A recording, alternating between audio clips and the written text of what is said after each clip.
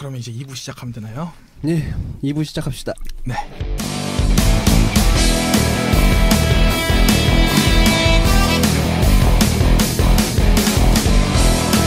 여기는 각종 장르에 대해 규칙 없이 이야기하는 북카페 크로스 카운터! 멋있다. 이번에 혼을 실었어요. 혼 실었어요. 물 먹었더니 혼이 실리네요. 과자 먹고 물 먹었더니 잠깐만 두통 다시 잠깐만요.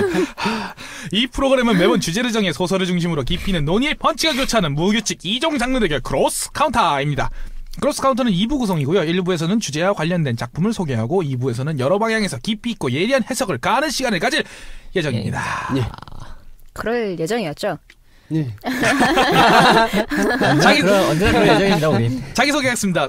예. 이상입니다. 완입니다. DCDC입니다. 네, 완성입니다. 네, 언제나처럼 2부는 짧게 소개하고 넘어가죠. 고질병이죠, 이거. 고질병. 길게 소개하라면 길게 소개할 수 있어요. 시간이 없어요, 시간이. 네. 고질병이죠, 고질병. 네, 바로 들어가겠습니다. 2부 주제, 변신과 변장의 차이입니다.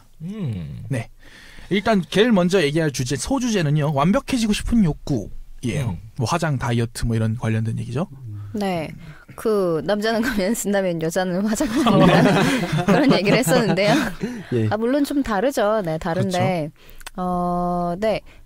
그런 얘기가 있어요. 그러니까 뭐 화장을 한다거나 아니면 뭐 수술을 한다거나 하는 게 뭐 더 예뻐지고 싶어서 더 멋진 혹은 더 잘난 모습이 네. 되고 싶어서 하는 거잖아요. 그렇죠. 그런데 사실 어떤 모습이 절대적으로 대단한 거냐라는 건 없잖아요. 그렇죠. 네, 맞아요. 근데 그러면 사람들이 하고 싶어 하는 쪽은 어떤 쪽이냐? 자기랑 다른 모습이 되고 싶어 하는 거예요. 그러니까 만약에 자기가 뭐 말랐다. 이러면 좀 큰 사람을 동경하죠. 남자의 경우에는 뭐 그렇죠. 네. 아니면 이제 뭐 큰 사람의 경우에는 나도 저런 걸 하고 싶어라는 게 좀 있고. 저의 경우는 조금 다른데 전 저보다 더 큰 사람을 동경하는데 제가 스스로 작다고 생각해서. 예, 뭐 네, 그러면 저 같은 경우에는 저의 자기 이미지의 문제니까 실제로 네. 그런 게 아니라. 결국은 나와 다른 타인인데 그 타인이 보통은 어떤 미디어에서 만드는 이미지인 경우가 많죠. 요즘에는. 보통 그렇죠. 요새는. 네. 예. 그러니까 어쨌거나 네, 자기 이미지에 기초하는 건데. 자기 이미지랑 다른 이미지를 원하는. 예, 그러니까 뭐 화장을 한다고, 그러니까 구체적으로 화장을 한다고 하면은 단점을 가리는 쪽으로 가잖아요. 보통 그렇죠. 뭐 예를 들면 뭐 눈썹이 얇다 이러면 눈썹을 이제 그리고. 그렇죠. 아침 MT 끝나면 항상 놀라곤 하죠. 눈썹을 막 열심히 그리고 있는 장면을 막 보곤 하죠. 네. 네, 수술을 하는 것도 마찬가지죠. 사실 이걸 다룬 것 중에 요시나가 후미의 사랑해야 하는 딸들 이란 작품이 네네, 있는데 저도 봤어요. 거기 나오는 이거는 이제 어머니와 딸 네. 이런 이제 여자들에 대한 이게 이야기인데 옴니버스인데 네. 그 가족들 각각에 나오는 옴니버스인데 무지하게 미인인 네, 딸을 둔 어머니가. 평범한 아니요. 얼굴의 어머니. 어머니가 미인이고 딸이 평범한 얼굴이고 어깨도 되게 넓고 딸은 네. 어머니가 미인인데 어머니는 한사코 절대적으로 자기는 절대 예쁘지 않다고 되게 단언을 하는 거예요. 예. 그런데 왜 그러느냐? 어머니의 말을 들어보면은, 그러니까 어머니는 딸 보고 계속 너 정말 예쁘다 이러고 칭찬을 해요. 딸은 알죠. 자기는 진짜 평범하게 생겼고 막 몸도 크고 미인은 아닌데, 근데 어머니는 정확히 기억나지 않는데 뭐 예를 들면 너는 주걱턱도 아니고 뭐 코도 이제 낮지 않잖니, 뭐 이런 식으로 얘기를 해요.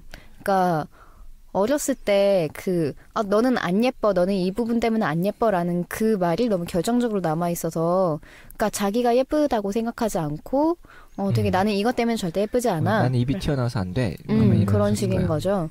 네, 그런 이야기가 나와요. 그게 대물림이 돼요. 제가 기억하기로는. 근데 예. 그 만화도 대물림 이야기였어요. 그래서 정말 좋은 얘기예요. 만화에서 보면은 왜 할머니가 아마 예쁘지 않아서 딸내미한테 너는 이렇다 저렇다고 트집자고 자기가 예쁘다고 생각해서 잘난 척 아마 고등학교 때 경험 때문에 그런다라는 그런 식으로 대물림되는 게 나오는 묘사가 있어서 개인적으로 굉장히 소름 끼쳤어요. 이런 식으로 여자들의 자기 이미지가 이렇게 왜곡된 것이 유지되고 하는 건가라는. 남자들의 경우는 여자가 외모에 대해서 좀 더 사회적으로 더 큰 요구를 받는 만큼 자기 이미지에 대해서 더 이제 큰 왜곡이 일어나기가 쉽죠. 남자들의 경우 보통 행동 때문에 그렇죠. 남자 새끼가 지질 짜지만 하는 거. 저희 아버지가 자주 저한테 얘기했던 말인데 제가 눈물이 많아서. 일종의 남자는 이래야 된다? 뭐 이런 것들이. 그게 행동으로 보통 규정이 되게 마련이라 약간 그 부분에서 남자들의 경우는 그거잖아요. 그 상황상에 있을 때 행동을 어떻게 하느냐로 자기 자신을 위장한다면 여자들은 그 전에 이전의 문제니까 대화를 하기 전에 행동하기 전에 문제니까 더더욱 그거에 눈에 보이는 거울 보고 자기가 볼 수 있는 행동은 객관적으로밖에 안 보이니까 자기는 모르는 거니까 잘 그런 게 더 그런 게 네, 외모는 정말 주관적인 거라서 그 평가는. 그렇죠. 그래서 이 자기 이미지가 얼마나 왜곡되어 있는가를 다룬 캠페인이 있어요. 그 도구 있잖아요. 뭐 샴푸 만들고 하는 자기 모습 그 직접 도구에서 그려보라고 했던. 네, 리얼 뷰티 캠페인이라고 그런 걸 몇 개 했었는데 광고를 몇 개 했었는데 자화상 그린 거하고 다른 사람이 자기 그려준 거하고 그거 비교한 네, 아니 그러니까 몽타주 전문가가 있고 이 사람이 이제 묘사만 듣고 그 사람의 얼굴을 그리는 거예요. 사람들이 찾아와서 본인이 생각하는 자기 얼굴을 묘사하게끔 하는 거군요. 네, 본인이 생각하는 자기 얼굴을 얘기하고 그린 거랑 다른 사람이 그 사람에 대해서 얘기한 걸 듣고 그린 거랑 이렇게 두 가지를 비교를 하는데 그 뭐라고 해야 되나 자기 얼굴을 얘기할 때는 자기 얼굴에서 마음에 안 든다고 생각하는 부분이 좀 더 강조될 거 아니에요. 뭐라고 예를 들면 좋을까? 예를 들어서 웃을 때 뭐 광대가 좀 올라가고 뭐 이제 팔자주름이 생기는 게 신경 쓰이는 사람은 그런 이야기를 하겠죠. 그렇죠. 근데 다른 사람들이 얘기할 때는 그보다는 좀 더 전체적인 걸 본단 말이에요. 인상이라고 하죠, 보통. 예, 그렇죠. 이 사람은 막 이렇게 생겼구나라고 좀 객관적으로 보겠죠. 그래서 이 두 가지를 같이 놓고 보면 정말 놀랍게도 진짜 달라요. 자, 그리고 사실은 이 사람의 얼굴은 당연히 이 사람의 본래 얼굴은 다른 사람이 보고 얘기했던 것 쪽에 가깝죠. 그래서 내가 지금까지 이렇게 왜곡된 이미지를 갖고 있었구나. 나는 사실은 생각보다 좀 더 좀 잘생겼구나. 이런 걸 보고 놀라게 되는 그런 영상들이 나오거든요. 시님한테 좀 도발을 하자면 같은 얘기를 이제 락강이 했었죠. 얼굴 너는 이렇게 생겼고 부모의 언어가 결국 그 사람의 자아상을 결정짓게 만들기 때문에 아마 일화로 그런 게 있었어요. 그러니까 자기 아버지의 일기장을 보면서 나랑 똑같아라고 한다는 그런 일화 같은 게 실려 있는 게 있었는데 그런 것도 그래서 중요한 것 같기도 해요. 저는 어렸을 때 저희 엄마 아버지는 넌 참 덜렁대는 아이, 실제로 덜렁댔지만 라는 얘기를 어릴 때부터 듣고 자라가지고 전 지금도 덜렁댑니다. 감기 매년에 한 번씩 꼭 걸리는 말이 들었기 때문에는 아니겠지만 저 자신한테는 몸이 약하기 때문에 감기를 자주 걸린다는 이미지가 저한테 있어요.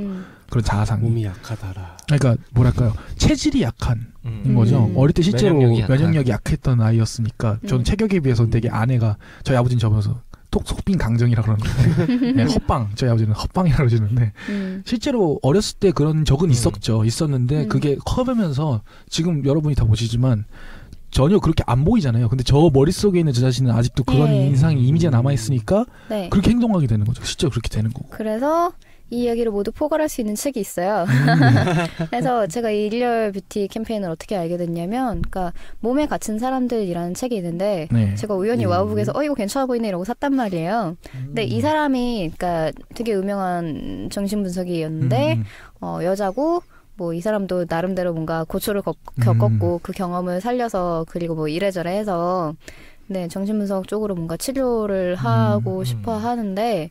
그러니까 이 사람이 그 도부의 그 캠페인의 약간 고문 같은 역할이었고, 그래서 뭐 그 캠페인으로는 자화상 그리는 거 말고도 그 있잖아요. 그 모델이 화장빨로 엄청 달라지는 영상. 그렇죠. 그래서 되게 평범해 보이는 별거 아닌 인물이 진짜 막 대충 뭐 머리도 완전 오백하고 대충 묶고 이러고 나타나는데, 화장을 하고 스타일링을 하고 조명을 들이대고 그다음에 이제 사진에 후보정을 하고 그래서 이제 그 광고판에 간판 그 패션 사진이 되는 그 과정을 보여주는 영상이었고 그것도 역시 그런 이미지가 사실은 만들어진 것이다 라는 걸 보여주는 거고 이 몸에 갇힌 사람들에도 좀 기본적으로 이런 사고방식이 깔려 있어요. 그래서 자기가 생각하는 자신과 그 자기 몸과의 차이? 그러니까 자기가 되고 싶어하는 자신과 자기 몸에 그 괴리로 괴로워하는 사람들에 대한 얘기거든요. 그 보통 몸에 갇힌 사람이라는 표현을, 그러니까 자기 몸에 갇혀 있다는 표현은 보통 성적 지향성이 그 얘기도 나와요. 헤테로가 아닌 경우에 많이 쓰는 말이잖아요. 보통은 그 흔히 그 트랜스젠더를 원하는 사람들 그런 경우도 어떻게 보면 그 연장선인데 약간 다른 게 이거는 본인이 너무나도 확신을 갖고 있는데 사회적으로 얘기하는 언설이랑은 반대되기 때문에 생기는 갈등인 거잖아요. 그래서 영향을 받다기보다는 오히려. 그래서 좀 그런 문제도 그 본인이 겪는 심리적인 문제도 꽤나 크다고 들은 적이 있었어요. 일부에서 그 그녀 이야기를 했잖아요. 이코이치를 이야기를 했는데 거기서 제가 인상 깊었던 장면이 뭐냐면은 주인공이 언제나 괴로워해요. 주변에서 자기를 완벽하다고 받아들여주는 거는 자기가 거짓으로 연기하고 있는 이런 모습이기 때문에 여기에 대해서 자괴감이 큰데 그래서 남자 모습일 때는 정말 자신감이 없죠. 그래서 저 나오잖아요. 힘내 남자의 나 이러면서. 그래서 데이트를 하다가 그런 이야기를 해요. 그 자기를 좋아하는 자기 아들의 초등학교 남자 선생님과 자기가 데이트를 하다가 그 선생님이 아니 당신이 그렇게 하고 싶어서 선택하고 했던 이야기라 그 보여준 모습이라면 그것도 당신의 일부 아니냐. 그렇죠. 당신이 만들어 나가고 있는 그것이 그렇죠. 아니냐 이런 이야기를 하면서 비록 둘이 사귀지는 않지만 거기서 나름 주인공이 위안을 얻는 장면이 있는데 그런 것들이 아마 이런 문제에서 그렇죠. 나름의 답이 아닐까. 그런데 어떻게 보면 이런 식으로 공공연하게 얘기할 만한 분위기 자체가 안 됐던 게 우리나라 현실이었던 게 있으니까. 이제서야 조금씩 되고 있고. 하리수 언니가 그렇죠. 잘해주셨죠. 최근에는 전에도 예를 들면 너만 남자 새끼가 그렇게 계집애가 죽으라 뭐 이런 말을 당연하게 하던 시절이 있었으니까 반대도 그렇고. 요즘에는 김조광수 감독님 같은 분도 나타나고서 이렇게 크게 이슈가 그렇죠. 되고 있고. 사실 뭐 트랜스젠더와 그 뭔가 뭐라고 해야 되나 동성애는 다르지만 다르지만 어쨌거나 이제 그런 마이너리티로서 그런 성적 지향성을 이렇게 포용해 준다고 해요 사회적으로. 그렇죠. 그런 걸 계속 확장해 나가고 있는 과정이니까요. 근데 이렇게 얘기할 수도 있어요. 어떻게 보면은 그 과거에 이런 문제가 크게 없었다고 하기가 어렵겠지만 더 두드러지는 이유 중에 하나가 어떻게 보면은 그 자기 이미지라는 거 말 그대로 상상 속에 혹은 자기 자신이 생각하는 가상의 자기 뇌 속에 있는 이미지인 거잖아요. 그 정도로 리얼리티가 있는 상상을 하기 위해서 과거에는 영상 작품도 별로 없고 뭔가 그 상상력을 발휘할 만한 재료가 될 만한 정보나 지식이 많이 없던 시절이다 보니까 그전에는 그 가상의 존재로서의 자신을 리얼리티 있게 아바타로서의 자신을 예를 들면 미니미로서의 자신을 그런 식으로 생각하기 힘들던 시절이니까 자기 자신을 머릿속에서 객관적으로 보는 경험이 잘 없는 시절이잖아요. 그러니까 머릿속으로 내가 지금 이런 상황에선 이렇게 행동해야지라든가라는 게 없이 그러니까 그거랑 제가 굳이 나쁘게 얘기하자면 지하철에서 시끄럽게 떠들면서 전화하는 아저씨들 있잖아요. 그 아저씨는 지금 자기가 그렇게 시끄럽게 떠들면서 전화하고 있다는 머릿속에 자기를 3인칭으로 보는 관점이 존재하지 않기 때문에 자기가 지금 전화하는 것밖에 안 보이니까 그런 거잖아요.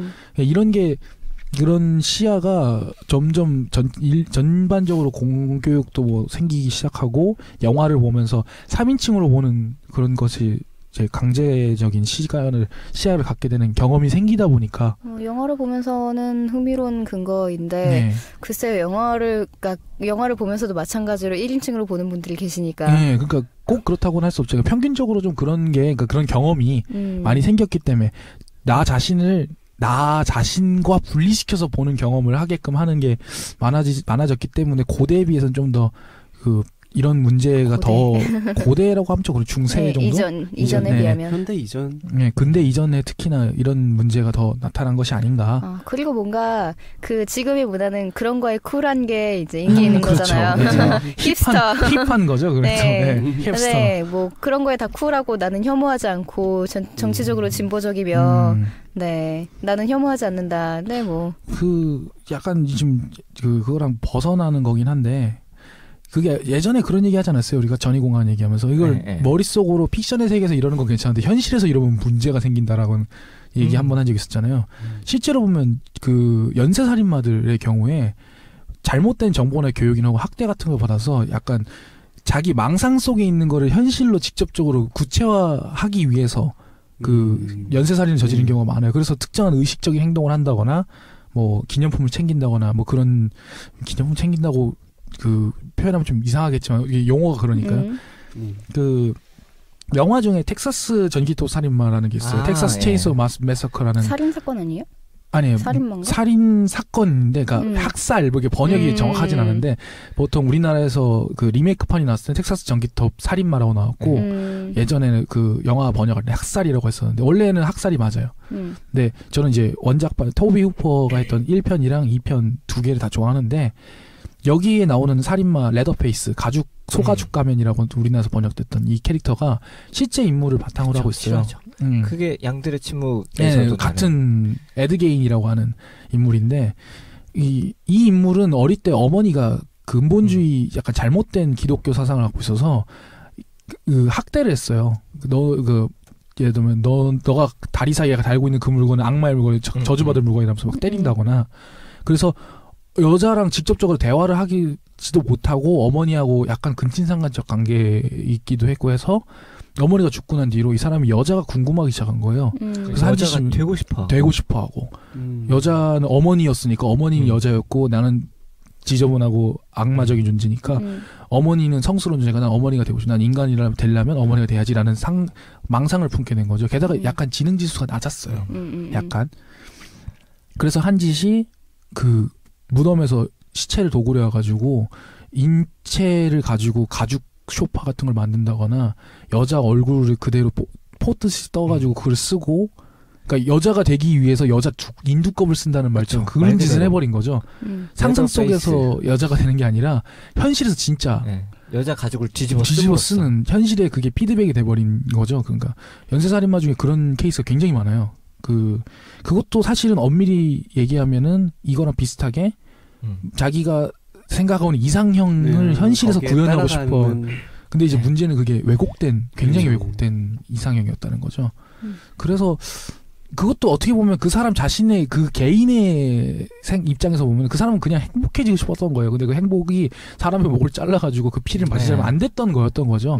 그래서 냉장고 열어보면은 막 이렇게 내장들이 주렁주렁 달려있고. 그렇게까지 만들게 된 이제 뭐 과정이 물론 있겠지만 이거는 굉장히 극단적인 예지만 사실은 그렇게 이상적인 것을 실제로 구현하지 않으면 행복할 수 없다는 거예요. 결국에는.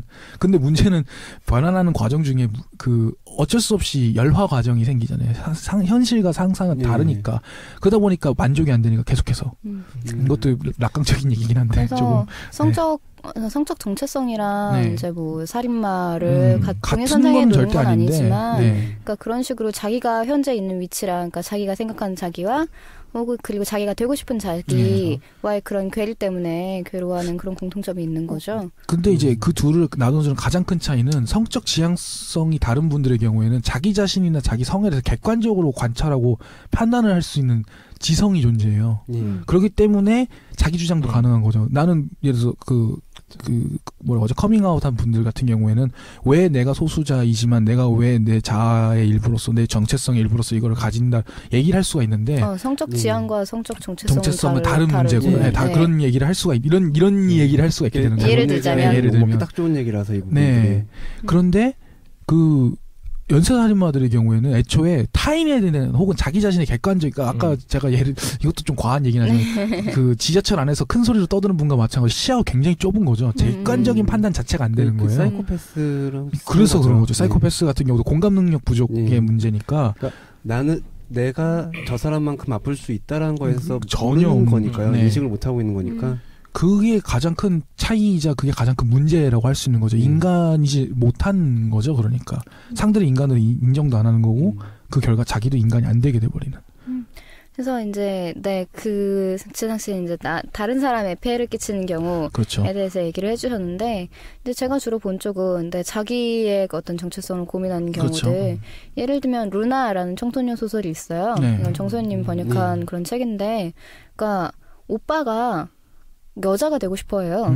그래서 막 여동생인 자기한테 브래지어를 사오라고 시킨다든가. 근데 부모님은 절대 이거를 들어줄 리가 없으니까. 여동생이 있으면 그런 게 가능하구나. 유일하게 여동생만이 이제 얘기를 할 수 있는 존재인데 사실 여동생도 뭐 갈등이 많죠. 그렇죠. 아직 어리니까.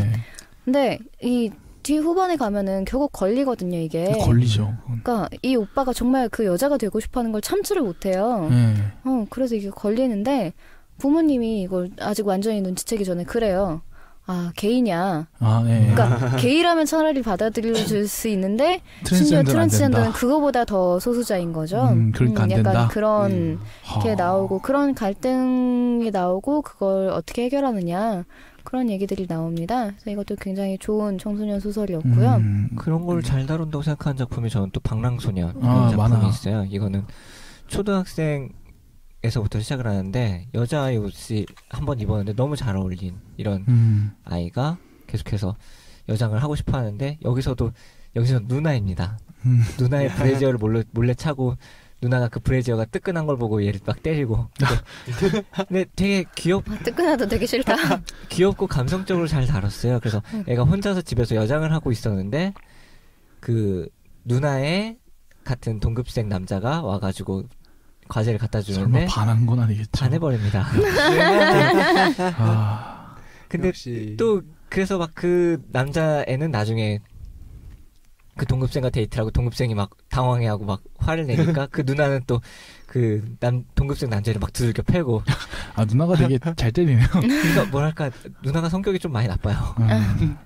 아니 근데 이렇게 나쁜 이야기만 있는 건 아니고 되게 그래서 그 남자아이가 결국에는 고등학교, 중학교 이렇게 올라가면서 중학교에서 여자아이 교복을 입고 등교를 해버려요.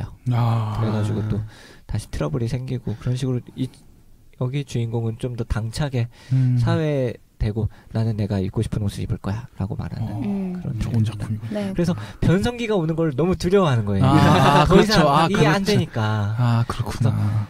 변성기가 되기 전에 자기의 목소리를 남겨두자라고 자기와 같은 타입인 이런 남자애랑 같이 녹음을 하다가 누나들 또 맞고. 결혼 자꾸 누나한테 맞고야. 누나가 정말 잘 때려요. 이 여담인데 네. 그 뭐라고 하죠? 그 트랜스젠더가 되기 전에 아직 그 호르몬 처방을 받지 않은 분들이 그 목소리에 대해서 굉장히 컴플렉스가 심하대요. 여성적이지 못한 목소리에. 아, 그러니까 예전에 다큐멘터리가 뭔가 케이블에서 약간 다큐멘터리스러운 그런 가십 프로를 만들어서 트랜스젠더 특집을 했던 것 같은데. 그 목소리를 여성스럽게 가성을 이용해서 내는 방법이 있대요. 그 훈련하는 방법이 있대요. 그래서 그런 걸 훈련을 받으러 다니는 거는데 교육 받으러 그런 거를 제가 어디서 영상으로 본 적이 있거든요.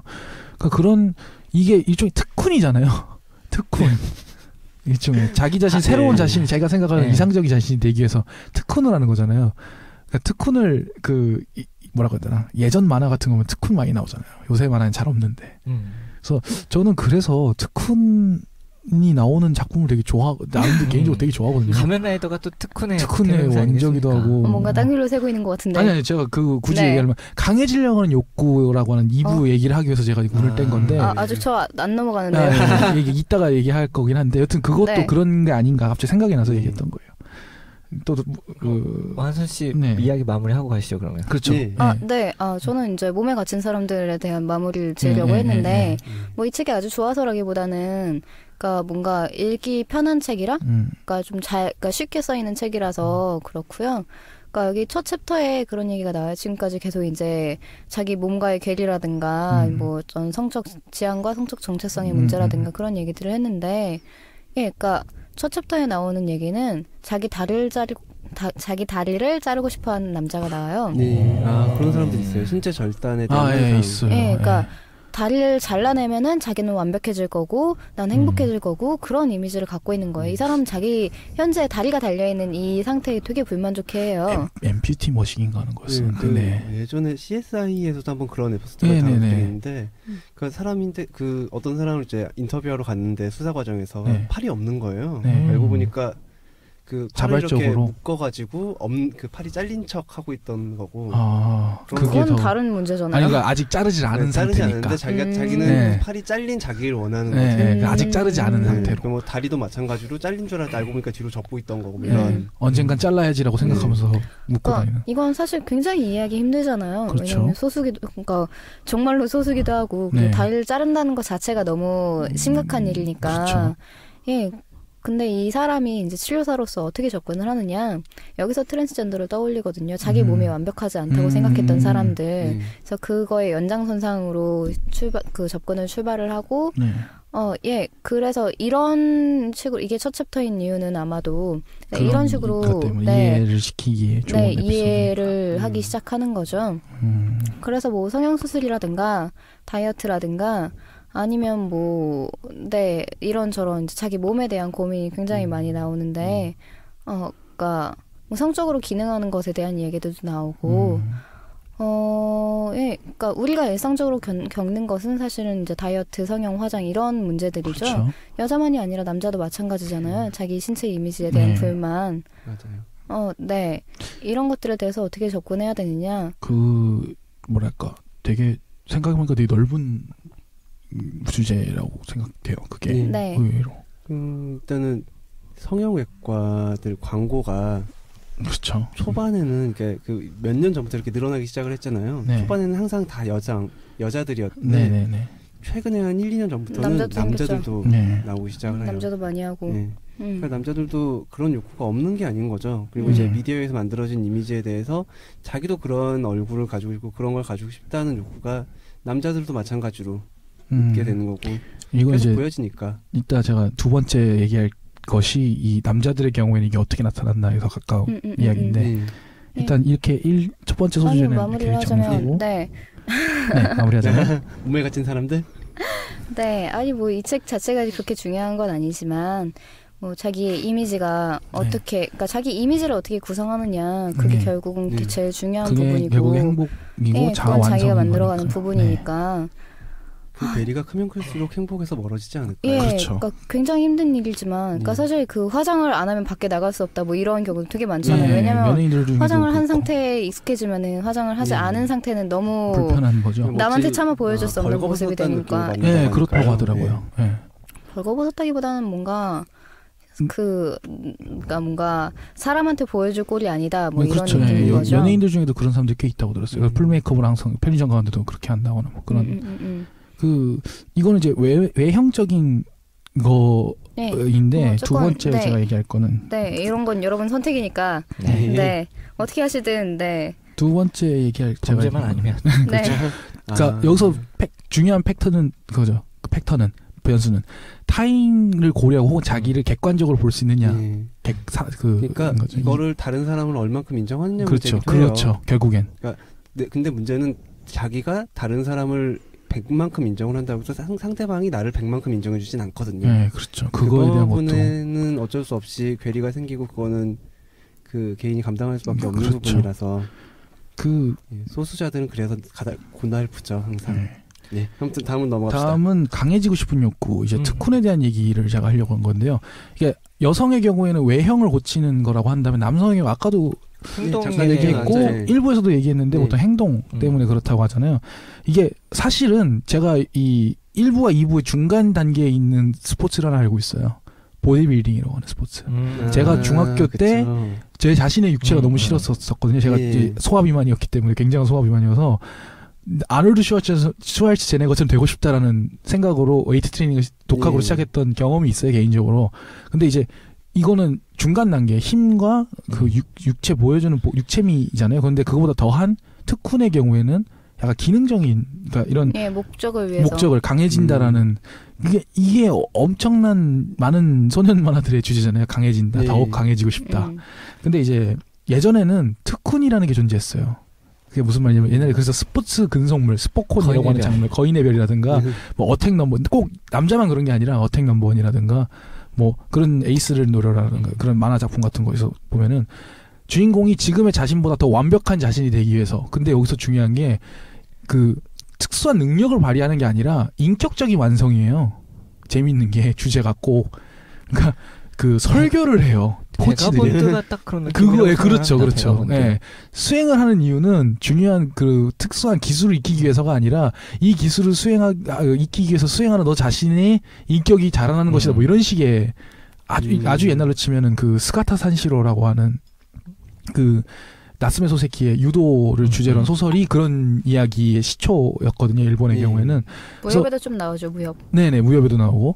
근데 이제 특훈을 통해서 그 고통을 이겨냈으니까 너는 새로운 인간으로 다시 태어났다, 더 강해졌다라는 그런 프로세스인 건데, 갈수록 이게 일본에서의 경우인데, 일본 소년 만화의 경우인데, 처음엔 그거였다가 갈수록 특훈을 하는 이유가 애매모호해져요. 특훈을 위한 특훈이 돼버려요. 점점 더 이상한 특훈, 강렬한 특훈이 돼버려서 나중에는 애초에 이걸 왜 하는지는 모르겠는데 하여튼 무지하게 비장해요. 무지하게 비장해요.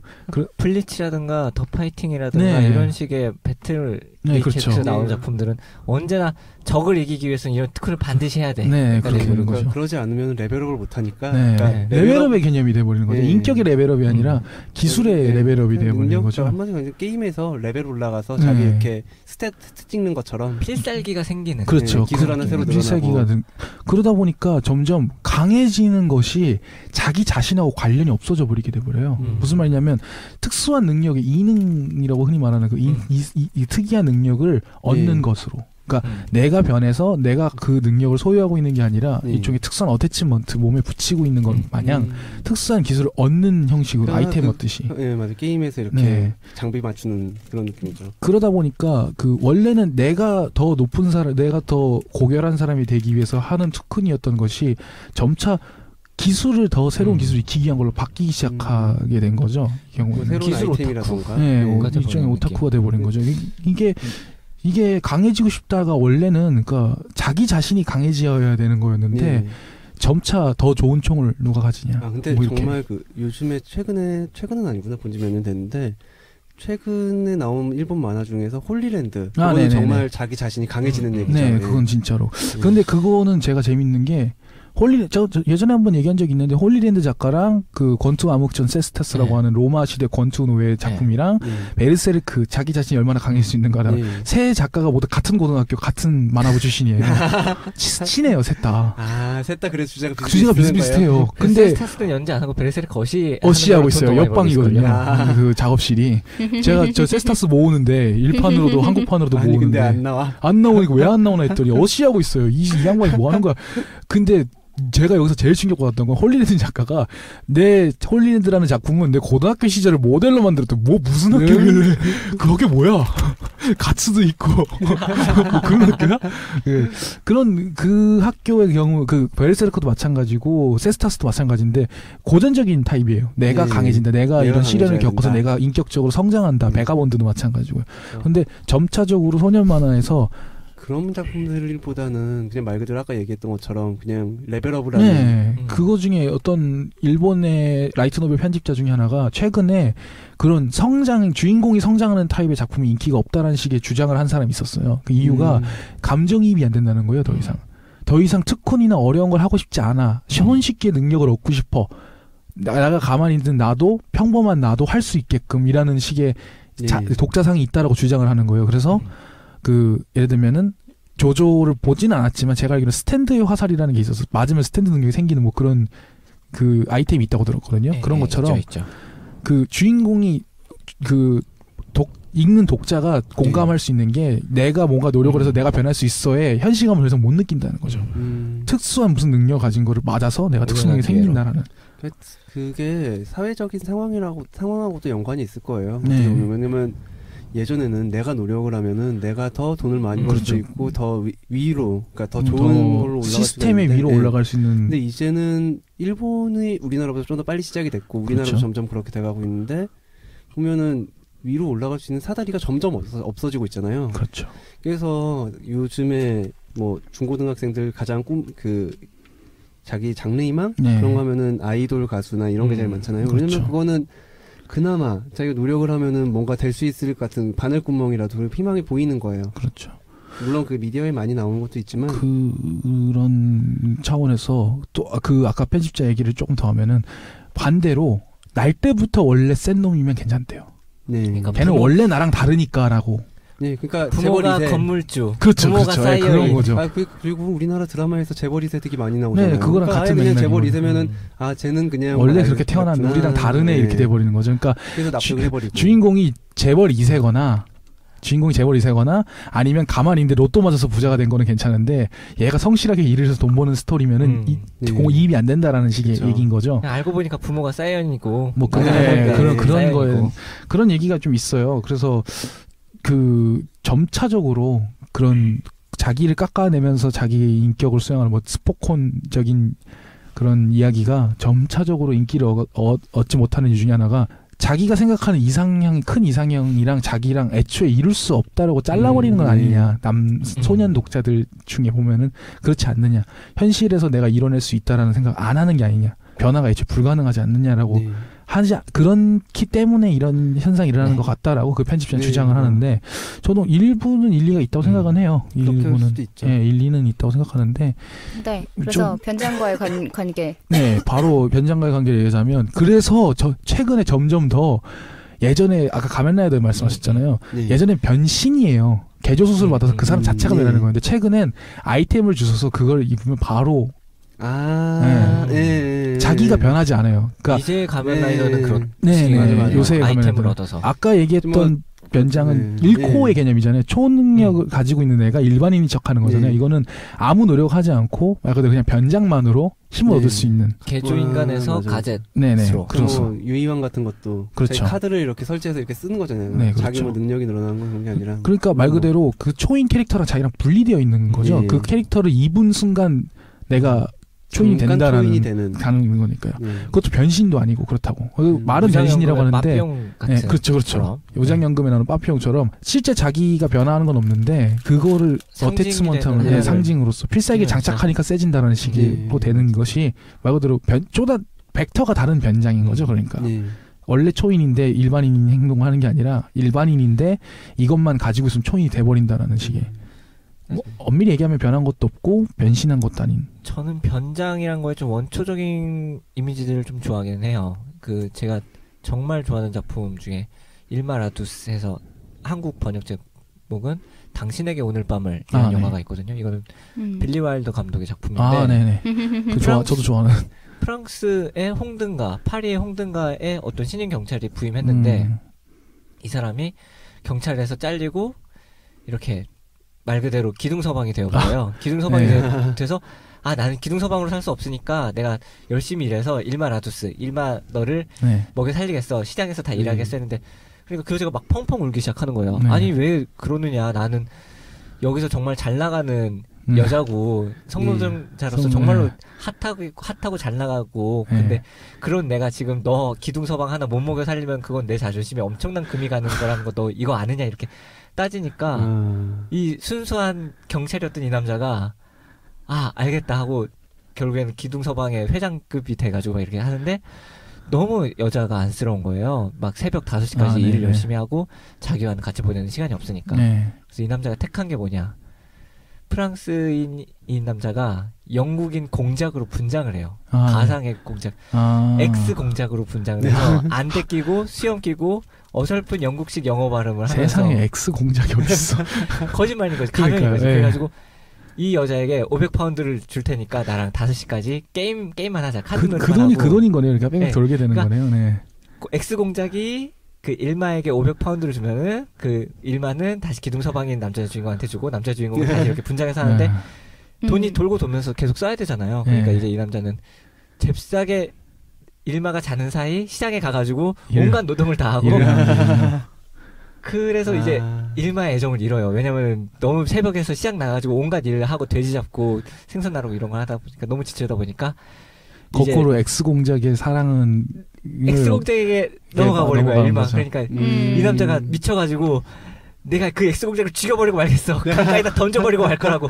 지금 걔가 내일 일마랑 지금 해외로 도주하기로 이렇게 약속을 잡았단 말이야 하면서 분리되어 버린 거군요. 자기 자신을 이렇게 욕하는 이런 장면이 나오는데 그 마지막 결말이 너무나 유쾌하고 행복하게 끝납니다. 곽지식 작가님 좋아하시는 분이면은 그녀도 비슷한 계열이잖아요. 생각해보면 자기의 이런 다른 자아가 오히려 자기를 더 방해하는 이런 순간들. 너무 사랑스러운 말 그대로 변장. 빌리 와일더 좋아하시는 DC님. 정말 좋아합니다. 문학적인. 네, 당신에게 오늘 밤을. 은근슬쩍 세 번째 챕터로 넘어갔네요. 네, 세 번째 챕터는 또 다른 자아 챕터였습니다. 또 다른 자아에 대한 대표적인 얘기네요, 정말로. 또 다른 자아라고 저기 그 CIA 얘기하고 넘어가죠. CIA 끝내죠. 네. 그거예요. CIA에서 에이전트들한테 하는 기법이 있어요. 아바타 기법이라고 하는데 그 원래 이름은 아니고요. 그냥 그렇게 붙은 건데 자기 자신 앞에 또 다른 자기 자신을 3인칭 시점에서 보듯이 그려놓는 거예요. 자기보다 약간 지능이 떨어지는 캐릭터로 설정을 해서. 그래서 얘가 웃고 떠들고 욕먹고 하는 건 전부 다 나한테 하는 게 아니라 얘한테 하는 거야. 즉 X공작이야. 욕먹는 건 X공작이라고 자기 자신의 마음에서 상처를 받지 않고 그리고 비밀도 지킬 수 있게끔 하는 그런 기법이 있는데 이걸 이용하면 상대방이 쇠뇌를 하려고 하는 심리 공작을 받아칠 수가 있다는 거죠. 예를 들어서 너가 내 말을 들으면 500만 원을 줄게 라는 식으로 이렇게 세뇌 공작이 들어오면 논리가 그렇게 들어오면 그럼 내가 가지고 있는 이 1000만 원짜리 항아리를 너가 1000만 원 주고 사면 내가 너 말 들어줄게 이런 식으로 이게 돌리게 될 수가 있다는 거죠. 객관적으로 볼 수 있으니까 주로 이제 하는 게 그 너무 자의식이 강해서 자기 자신의 이렇게 모습이나 이런 거 신경 쓰느라 좀 이렇게 긴장하는 분들한테 그런 가상의 자기 자신의 캐릭터를 앞에 세워놓고 걔가 행동하는 거를 연극 배우처럼 연기하는 것처럼 한번 해봐라. 그럼 왜 멍석 깔아놓고 가면 쓰고 하면은 자연스럽게 왜 막 더 오버하고 행동할 수 있다 그러잖아요. 그러니까 술의 힘을 빌리지 않는. 멍청한 짓을 하더라도 그건 내가 멍청한 게 아니라 그렇죠. 캐릭터가 내가 멍청. 연기하는 그 캐릭터가 멍청한 거니까. 거고 그게 멍청하게 받아들여주면 난 잘한 거야. 그렇죠. 뭐 이런 난 연기 잘한 거. 그렇죠. 정말 그거예요. 딱 그렇게 하는 기법이 존재하거든요. 그래서 잘못된 정보를 담당하는 완선 씨는 사실은 젊은 잘못된 남들 아닌 거죠. 다 이게 카모플라주인 거예요. 그렇죠. 사실은 굉장히 냉철하게 돼서 너희들 나의 캐릭터에 섞고 있고 이러고 있는 건지도 몰라요. 의도한 아닙니다. 의도한 거였어. 아닙니다. 무서운 와큐야. 역시 그런 기법이 존재해요. 네. 어이없다는 짓고 있어. 왜 날 네. 죽이려고 그렇게 보고 있는 거예요? 에, 저 보지도 않았는데. 네? 그래요? 눈 마주친 건 뭐예요, 그럼? 이게 바로 이제 연기인 거죠? 아, 그렇군요. 지금 저는 괜찮아요. 제 앞에 있는 아바타는 지금 전혀 덕에 대한 걸 하나도 모르는 순진무구한 뚱땡이 청년으로 되어 있기 때문에. 아니죠. 앞에 있는 아바타가 덕을 연기하고 저는 아바타가 아닙니다라고 해야지 정상이죠. 아유, 어떻게 해요? 이미 들통나버렸는데. 포기하면 편해요. 네, 포기하면 편해요. 네. 저는 근데 사실 진짜 덕이 아니긴 한데. 여튼 네 2부에서 네. 변장과 변신에 대한 주로 네. 이제 정체성에 관련된 이야기들을 했고요. 길게. 네, 네. 지금 네 결국 몇 이게 개 또 잘렸어. 예 그리고 좀 여러 가지에 대해서 얘기를 했는데 잘렸는데 그거를 막 읊을 힘이 없네 다들. 병약해서. 그건 그만큼 저희가 생각한 건 많았는데 네. 역시 시간의 문제와 그렇죠. 네, 그리고 오늘 다들 김희한 컨디션이 작가님께서 안 그런 좋아요. 말씀하셨는데 후보 뭐요? 2부 들을 때마다 끝으로 갈수록 식은땀 흘리는 모습이 상상돼서 너무 좋다고. 네. 작가님 고맙습니다. 네, 뭐 정체성, 그러니까 뭐 변장을 하든 분장을 하든 네. 아니면 뭐 변신을 하든 네. 아니면 그냥 뭐 아바타를 세우든 네. 그건 여러분의 선택이고 그게 그렇죠. 충분히 가능한 방법이지만 네. 뭐 어쨌거나 자기 자신은 계속 갖고 가야 되는 거니까 네, 그 운용은 현명하게 하시길 바라고 네. 그냥 자기 자신이 아니라 남과 함께 가는 너나 우리라는 걸 생각하시면 내추럴 본 이디엇. 그게 무슨 뜻이야? 네? 너 나 우리. 너나 우리. 아니 가스파드에 나오잖아요. 아니 그 가스파드 그 내추럴 본 이디엇에 나오잖아요. 네, 그런 장면 나오는데요. 저는 여기서 봤어요. 그 DC 하시는 분들이 갤러리에도 되고 누가 야 어쩌고 이렇게 이상한 짓 하면 밑에다 너나 우리라고 써 있어요. 그러니까 그게 그 네이버에서 연재되고 있고요. 그 중간에 나오는 농담 중에 야 내추럴 본 이디엇이 무슨 뜻이야? 너 나 우리라고 대답하는 부분이 나오거든요. 정답인데요? 네. 그렇죠. 매우 정감을 갖고 있습니다. 우리 모두 아바타를 세우더라도 너나 우리라는 것을 잊지 마시고. 네. 네, 이 정도로 마치겠습니다. 그냥 제가 보기에는 그냥 행복하려면 행복하려면 적당히 네. 아니요. 행복하려면 광고와 광고 수익이 들어오면 좋겠고요. 네, 그래야 피드백 주세요. 피드백. 그래야 저희가 행복합니다. 네. 피드백. 여러분도 행복할 수 있어요. 네. 역시 영어방. 아니죠. 목적을 잊지 않는다고 해주세요. 약 사스가. 역시. 어우산 다큐베. 그러면 크로스카운터 2부 이 정도로 마치겠습니다. 네. 수고하셨습니다. 수고하셨습니다.